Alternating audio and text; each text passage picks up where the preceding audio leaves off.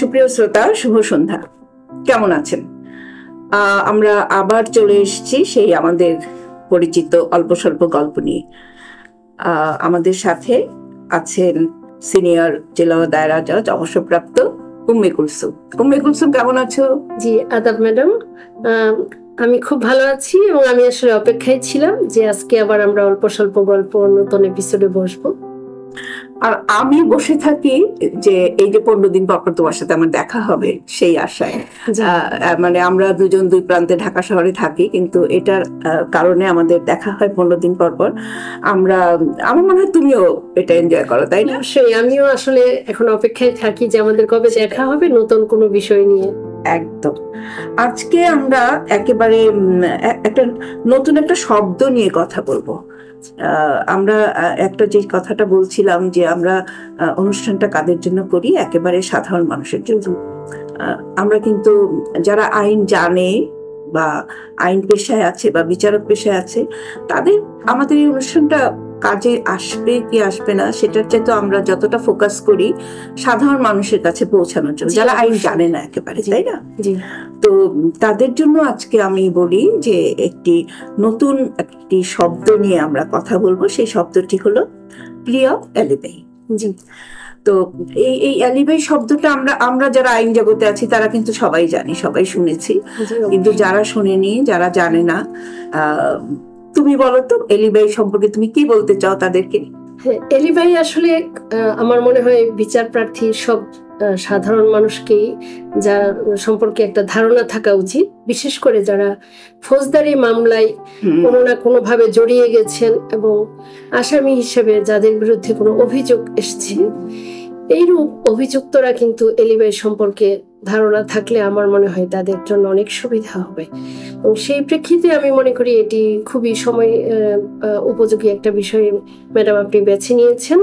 কুলসুম, আমরা এই যে প্লি অফ এলিবাই, এটা একটু বাংলায় বলার চেষ্টা করি। ঠিক ওইভাবে বাংলা কিন্তু টার্মটা নেই, কিন্তু প্লি অফ এলিবাইটা হলো যে তোমার ঘটনার সময় আসামি যে সে ঘটনাস্থলে ছিল না, এরকম একটা কেস যদি সে আনতে চায়, তার পক্ষে একটা যুক্তি দেখাতে চায় যে আমি ঘটনার সময় ছিলাম না, এই অবস্থানটাকে প্লি অফ এলিবাই বলা হয়। তো আসামি পক্ষ কিন্তু আমরা জানি যেটা, যে তোমার আসামি কিছু প্রমাণ করতে বাধ্য না, সে শুধু নির্দোষ বললেই পারে। কিন্তু যদি কখনো সে বলে যে এই ঘটনাটি ঘটেছে, যেমন একটি মার্ডার হয়েছে, একটা ধরে আমরা খুব সহজভাবে একটি ওয়াইফ কিলিং হয়েছে, হাজবেন্ড এখন প্লি অফ এলিবাই নিবে। এটা হলো যে হাজবেন্ড বলছে যে আমি তো তখন ছিলাম না, আমি তখন বিদেশে ছিলাম, বা আমি তখন যশোরে মার্ডার হয়েছে, আমি তখন খুলনায় ছিলাম, এই যে অনুপস্থিত ছিল ঘটনার সময়, এই অবস্থাটাই এলিবাই, প্লি অফ এলিবাই নেওয়া হয়, তাই তো? জি। তো এই যে প্লি অফ এলিবাইটা তুমি একটু আমাদেরকে আরেকটু বলবে যে এটা সম্পর্কে আর কি বলা যায়? জি, এই ক্ষেত্রে আমার যেটা মনে হয় যে আমরা অনেক সময় দেখি আসামি সুনির্দিষ্টভাবে দাবি করে যে আমি এই ঘটনার সময় ঘটনাস্থলে ছিলাম না।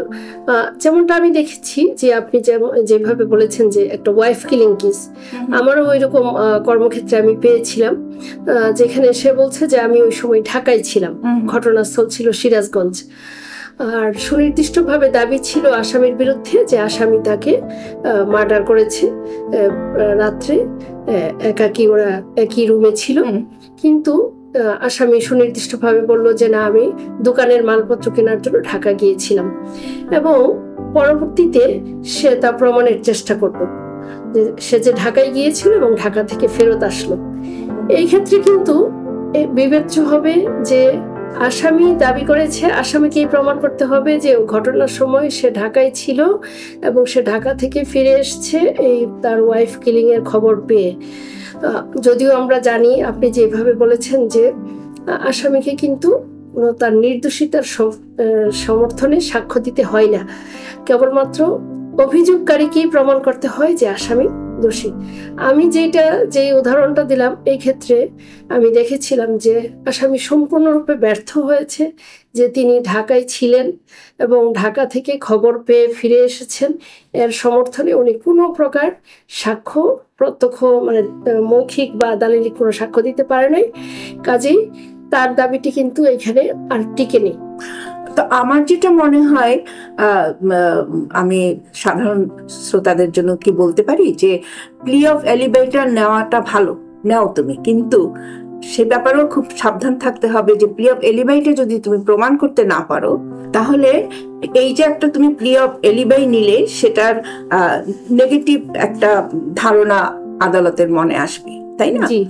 তো সেজন্য এলিবাইটা নেওয়ার আগে নিজেকে অনেকটা সতর্ক থাকা ভালো।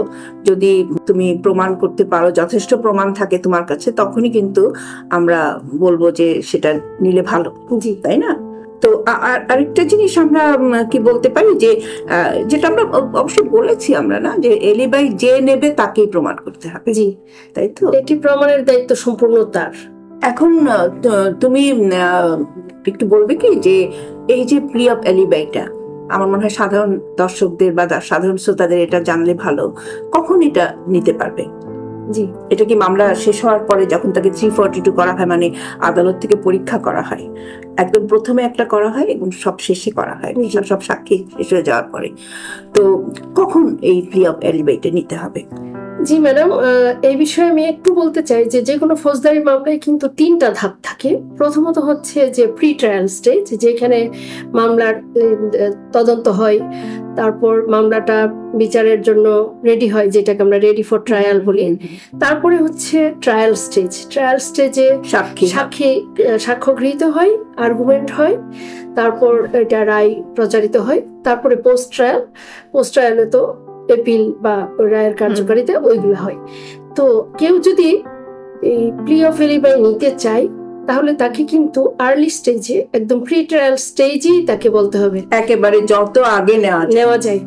যদি সে প্রথমেই, যখন তার বিরুদ্ধে মামলা দায়ের হলো, তাকে বেল পিটিশন মুভ করতে হবে, তখনই তাকে সুনির্দিষ্টভাবে বলতে হবে যে আমি এই ঘটনাস্থলে ছিলাম না, এই ঘটনার সময় আমার বিরুদ্ধে সম্পূর্ণ মিথ্যা উক্তিতে এই মামলাটা দায়ের করা হয়েছে, এটা বলতে হবে।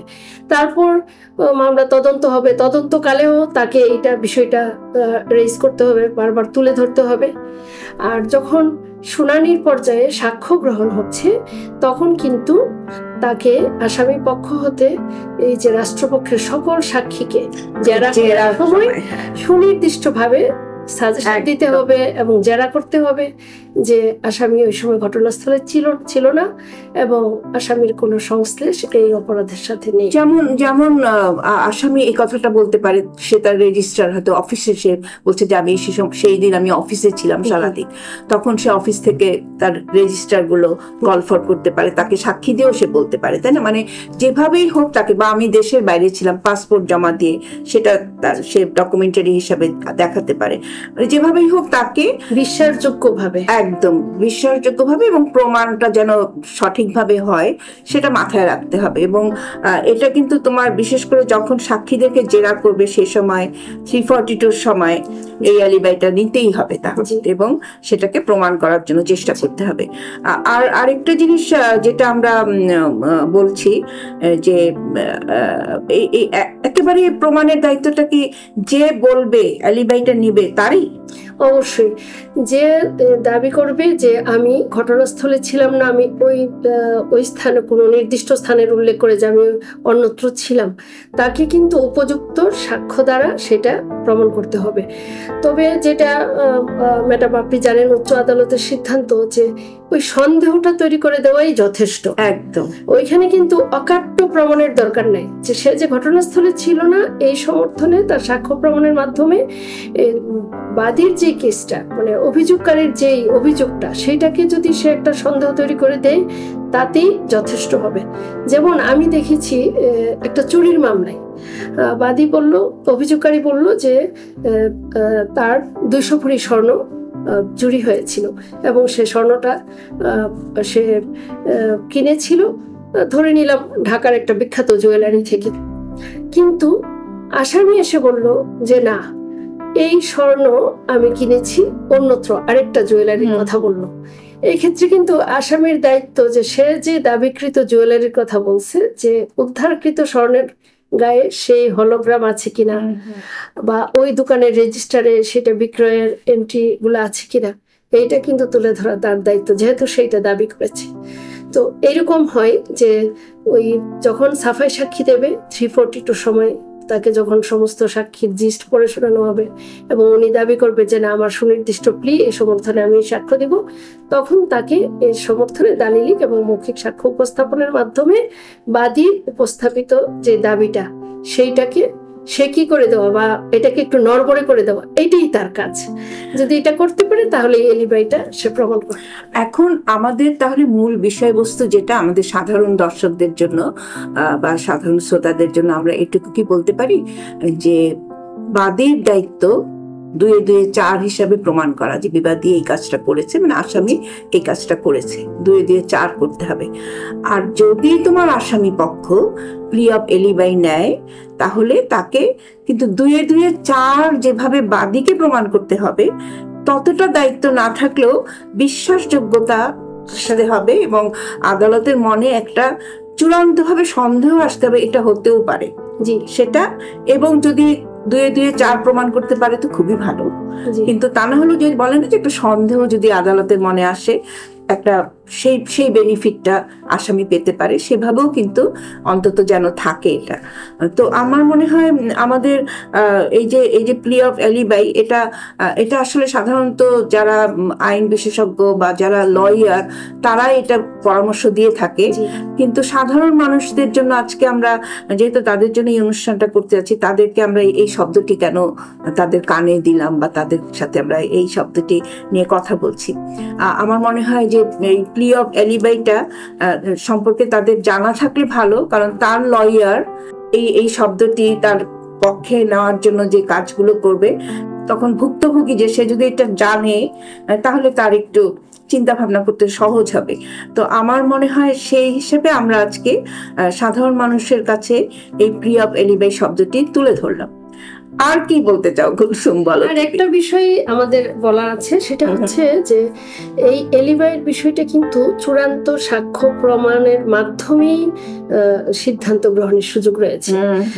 যদিও তদন্তকালে সে দাবি করবে অথবা অভিযোগ গঠনের সময় দাবি করবে, যারা সময় বলবে, কিন্তু তদন্তকালে বা অভিযোগ গঠনের সময় তার বিরুদ্ধে কেবলমাত্র প্লি নিয়েছে যে আমি ঘটনাস্থলে ছিলাম না, এইটার উপরে ভিত্তি করে কিন্তু কোনো চূড়ান্ত রিপোর্ট দেওয়ার সুযোগ নেই না। আর হচ্ছে যে মানে এটাতে তদন্তকারী কর্মকর্তা কোনো সিদ্ধান্ত দিতে পারবে না, ইভেন অভিযোগ গঠনের সময়ও আদালত কোনো সিদ্ধান্ত নিতে পারবে না। কেবল মামলার চূড়ান্ত সাক্ষ্য প্রমাণের মাধ্যমেই এই বিষয়টি সিদ্ধান্ত নেওয়ার সুযোগ রয়েছে। তো আমার মনে হয় সাধারণ শ্রোতাদের কাছে আমরা একটি নতুন শব্দ নিয়ে আজকে এসেছি। মানে ব্যাপারটা খুব সহজ, কিন্তু টার্মটা শব্দটা বোধহয় আজকে যারা শুনছেন আইনাঙ্গনের লোক যারা না, তারা বোধহয় এই শব্দটি প্রথম দিন শুনছে, এরকমও হতে পারে, আবার অনেকে শুনতেও পারেন। তো আমাদের প্রচেষ্টাটা ছিল আজকে নতুন একটি শব্দ নিয়ে একেবারে সাদামাটা ভাবে কথা বলা, কিন্তু আমার মনে হয় যে প্লি অফ এলিবাই এই একটি টার্ম, এটা আমাদের আইন অঙ্গনে প্রচুর চলে আলোচিত একটি শব্দ। তো সেটি খুব সহজভাবে বোঝানোর জন্য আমরা আবার যদি একটু সহজ করে বলি যে প্লি অফ এলিবাইটা হলো যে আমি আসামি হিসেবে আমি এই প্লি অফ এলিবাইটা ন্যায় হলো আসামি, জি, এবং আসামি মূল কথাটা হলো যে ঘটনাটা যখন ঘটেছে সেই সময় আমি সেখানে ছিলাম না। এখন আসামি যখন এই কথাটা বলবে তখন আসামিকেই বিশ্বস্ত সাক্ষ্য প্রমাণ দিয়ে সেটা প্রমাণ করতে হবে। এটা প্রমাণ করার ধারাটা হলো প্রথমে একেবারে যখন তার বিরুদ্ধে অভিযোগ গঠন করা হবে তখন সে বলতে পারে, তারপর সে প্রত্যেকটা সাক্ষীকে জেরার সময় বলতে পারে, এবং তাকে সব সাক্ষী শেষ হয়ে যাওয়ার পরে যখন তাকে পরীক্ষা করা হয় সব সাক্ষী দিয়ে 342 যেটা আমরা বলি সাধারণভাবে, তখন বলতে পারে। সেটার উপরে দাঁড়িয়ে সে সাফাই সাক্ষী দিতে পারে, দিয়ে তারপর তাকে একটা বিশ্বাসযোগ্য একটা প্রমাণ, যেটা আমরা আগে বলছিলাম কুলসুম, যে 2-2-4 একেবারে না হলেও হলেও চলবে। একটা সন্দেহ যদি ঢুকিয়ে দিতে পারে সেটারও কিন্তু একটা বেনিফিট পাওয়ার সম্ভাবনা আছে।